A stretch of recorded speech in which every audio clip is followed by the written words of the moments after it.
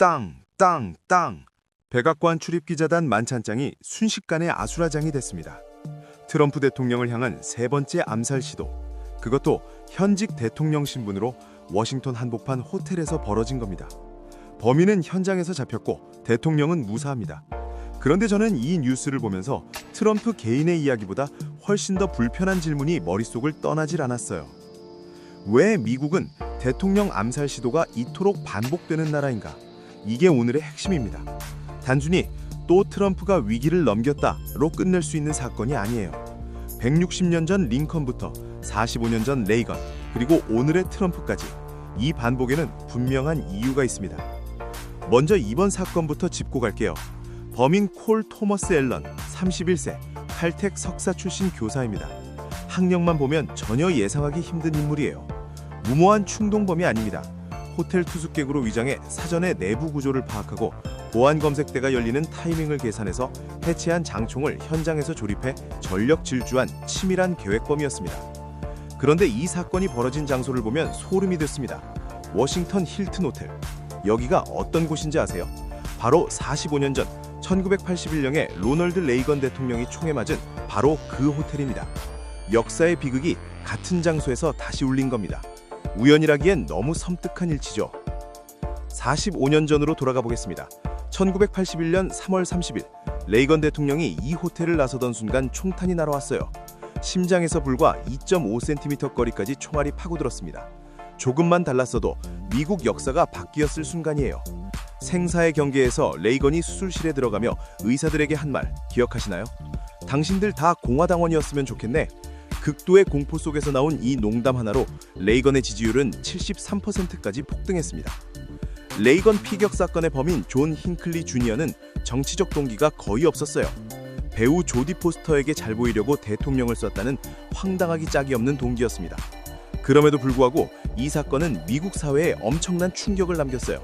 레이건의 보좌관 제임스 브래디는 총에 맞아 평생 휠체어 신세를 졌고 이 사건이 계기가 돼서 나중에 총기 규제 법안인 브래디법까지 만들어졌습니다. 그런데 지금 2026년에도 대통령이 같은 호텔에서 같은 위협을 받고 있습니다. 더 거슬러 올라가면 미국 역사에서 가장 충격적인 암살 사건이 나옵니다. 1865년 에이브러햄 링컨, 남북전쟁이 끝난 지 딱 5일 만에 포드 극장에서 암살당했습니다. 암살자 존 윌크스 부스는 총을 쏘면서 이렇게 외쳤어요. 폭군은 항상 이렇게 될 것이다. 부스 입장에서 링컨은 남부를 짓밟은 폭군이었던 겁니다. 나라를 구한 영웅과 남부를 짓밟은 폭군, 링컨을 바라보는 시선이 극단적으로 갈렸고 그 분열이 총구로 표출됐습니다. 링컨 암살 이후 미국은 100년 넘게 그 창처를 안고 갔습니다. 남부 재건을 둘러싼 갈등, 인종 문제, 정치적 보복, 하나의 총성이 한 세기의 역사를 바꿔놓은 거예요. 그리고 지금 트럼프가 스스로를 링컨에 비교하고 있습니다. 사건 직후 SNS에 이런 글을 올렸어요. 링컨을 보라. 가장 큰 업적을 남긴 사람들만 표적이 된다. 우연한 비유가 아닙니다. 철저히 계산된 역사 활용이에요. 트럼프는 이 역사의 문법을 정확히 읽고 있습니다. 레이건이 수술실 농담 하나로 지지율 73%를 찍었던 것처럼 2024년 버틀러 유서에서 피를 흘리며 싸우자, 파이트를 외쳤던 그 장면이 재선의 결정적 모멘텀이 됐던 것처럼 위기를 강인함의 증거로 전환하는 겁니다. 링컨처럼 위대하고 레이건처럼 강인하다. 이 프레임을 이번 사건에도 그대로 적용하고 있어요. 실제로 트럼프는 기자회견에서 모든 아메리칸이 차이를 평화적으로 해결하자고 말했습니다. 그러면서 동시에 이 사건을 이란과의 전쟁을 정당화하는 근거로도 활용하고 있어요. 테헤란은 나를 막지 못한다. 전쟁에서 승리하겠다 식으로요.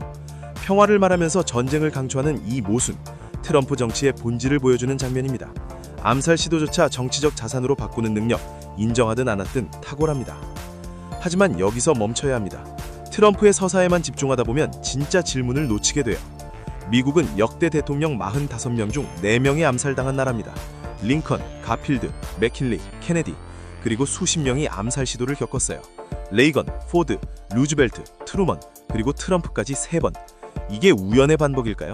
아닙니다. 이건 미국이라는 나라의 구조적 문제입니다. 두 가지가 결합될 때 이 비극은 반복됩니다. 극단적 정치 분열, 그리고 총기 문화. 상대를 에너미, 적이라고 주장하는 정치가 계속되면 그 분노는 반드시 극단적인 방식으로 표출됩니다. 브래디법을 만들고 총기 쾌제를 외쳐도 2026년 현재도 대통령이 행사장에서 장총 테러 위협을 받고 있습니다. 법이 문제가 아니라 분열의 온도가 문제입니다. 지금 미국의 온도를 보면 더 명확해집니다. 트럼프에 반대하는 노 킹스 시위가 전국을 휩쓸고 있고 지지율은 30%대까지 내려왔어요. 그런데 아이러니한 건 암살 시도가 일어날수록 트럼프 지지층은 오히려 더 강하게 결집한다는 겁니다. 반대층과의 간격은 더 회복 불가능할 정도로 벌어지면서요. 위기가 통합이 아니라 분열을 심화시키는 연료가 되고 있어요. 대외적으로도 사방이 적입니다. 이란은 수뇌부가 제거된 이후 트럼프와 그 가족까지 끝까지 쫓겠다고 공언 상태예요. 국방부는 워싱턴 육군 베이스에 별도의 방공망까지 도입했습니다. 이제 미국의 정치는 정책 대결이 아니라 생존 게임이 됐습니다. 세계 최강대국의 대통령이 자국 행사장에서 목숨을 걱정해야 하는 나라. 이게 지금 미국의 현실입니다. 역사는 반복됩니다. 하지만 이 반복에는 분명한 이유가 있어요. 링컨 이후 100년, 레이건 이후 45년, 그리고 오늘의 트럼프. 총성이 멈추지 않는 건 총기 때문이 아닙니다.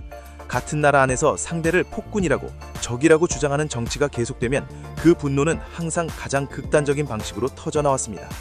이번 총성이 미국을 하나로 묶는 계기가 될지 아니면 더 큰 폭풍의 전야일지, 그건 트럼프가 아니라 미국 사회 전체가 답해야 할 질문입니다. 오늘 영상 여기까지입니다. 감사합니다.